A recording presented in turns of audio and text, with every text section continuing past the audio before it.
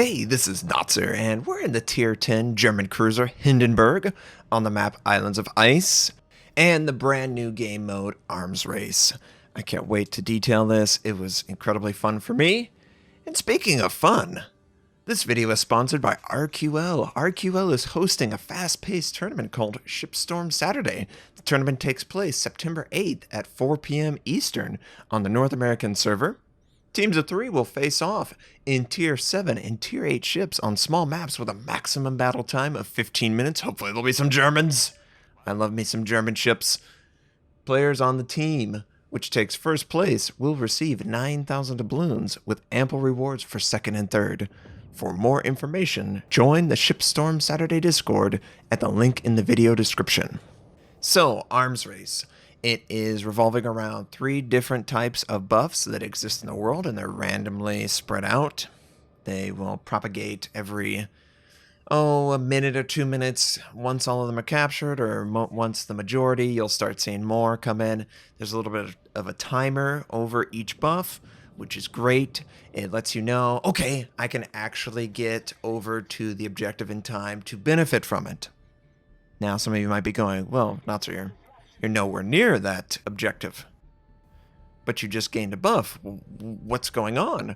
Well, in Arms Race, merely being in the general vicinity of the objective is also very good. I believe the range is 11 or 12 kilometers. But if you reach that distance from the objective, you will get 1 charge of whatever objective happens to be captured. In this instance, it was concealment. I got 1 charge. The 2 DDs and the cruiser were able to capture the objective, so they got 2 charges of that. It stacks up to 6 times. So clearly, DDs and light cruisers that are very quick and nimble, they can get over to pretty much all these objectives and gather them. Now, the first couple of objectives are just a free take by them and absolutely a huge benefit. But other players are incredibly aggressive. Case in point, enemy Worcester, friendly Worcester, they're going both for this concealment buff, and they're dying for it, pulling Notsers. I'm trying to help against this enemy Des Moines. I've got AP loaded on the broadside. Ooh, we get some citadels. Friendly Worcester is able to capture the concealment. He gets 2 concealment charges. If you'll survive, I got 1. Ooh, another broadside citadel. Enemy Des Moines taken out. It's a very fast-paced game. So the 3 buffs are concealment, heal over time, and main battery / torpedo reload. I don't believe it influences secondaries at all. Later on, we're going to have a chance to verify that, but I believe the reload, and the reload is clearly the shell with the little time clock indicator, that is going to improve your reload. And it stacks up to 6 times. I believe it goes up to 30%. I think it's 5% each charge or each buff that you gain. And it caps out.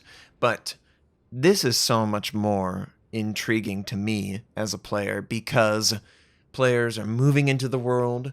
They are spread out. They're just going after buffs that are all around the map, and then eventually they come together because there's only 2 or 3 people left, and I'm going to focus them down. Case in point, enemy Conqueror, he was on the other side of the map, but because I was drawn to this concealment buff, I'm actually moving into his territory, and I'm going to operate very freely, trying to take him out as he's distracted. Now, it does feel overwhelming, and I think that might be a product of the public test server. Now we got 2 fires, so I'm going to switch to AP. I'm also trying to stay in this capture for 5 seconds. Please don't absolutely wipe me out, Montana. Conqueror. As I was playing this, it felt very, hectic, fast-paced, move forward. I feel like I just can't get a understanding of what is potentially coming my way. It just feels like everyone is going. And I would caution you, if this is something that is unattractive to you, it is also on the public test server. So players generally are a little too crazy when it comes to it. Also, I don't know if a friendly taking a buff is going to deny you a buff if you happen to be in the same area of it. Case in point, this reload is very close. We've got 5 charges right now. The enemy Montana grabbed it, and we did not gain another charge of reload. So you have to be a friendly in the vicinity of a buff being gained. Otherwise, you don't get anything from it. But look, my concealment is now 9.8, whereas my build base is 12.3 kilometers. So you can get it down pretty nice. Light cruisers absolutely can play and feel like DDs with 7 and 8 kilometer. DDs get, 2, 3, 4 kilometer range. Insane range, honestly. And oh, yes, torpedoes. Enemy Montana, see you later. But I just love how different this feels. I love that you benefit from being near the objective captured. This needs to be incorporated in the base game, Wargaming.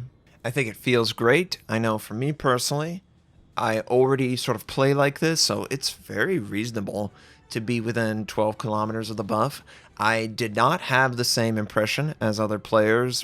Oh, battleships and heavy cruisers, they really lose out.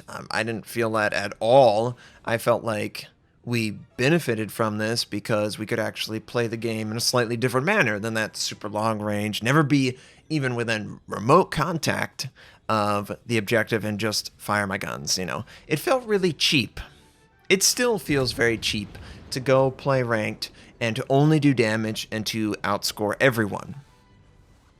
I just think that someone who is sticking their neck out, using radar, capturing objectives, contesting objectives in a more meaningful manner with their health and their body and their cooldowns should deserve a larger reward. And I think that makes the game healthier.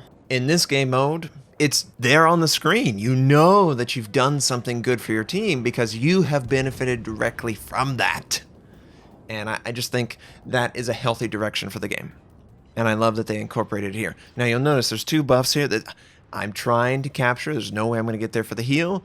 There's no way I'm going to get there for the main battery reload.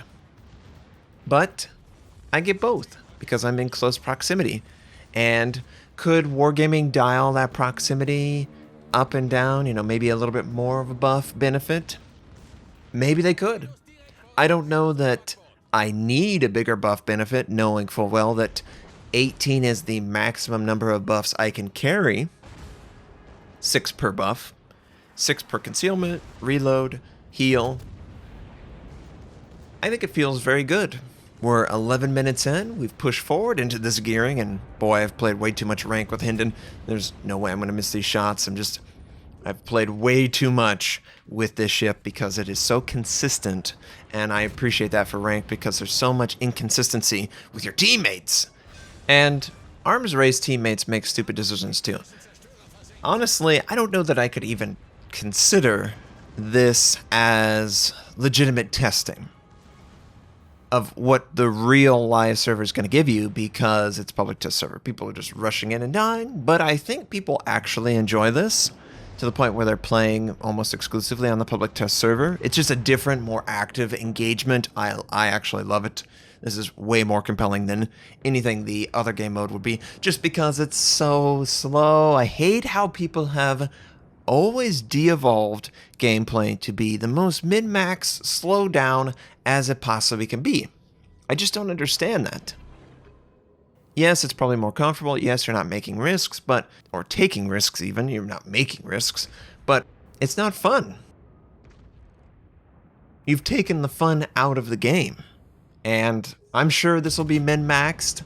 I'm sure on live server there'll be super, super concealed, super passive play, but right now, in this moment, it's very fun. And I can't wait to see Arms Race come to live. I would love them to incorporate the near proximity benefit for XP and ribbons and all that stuff. I think that's good to encourage team movement.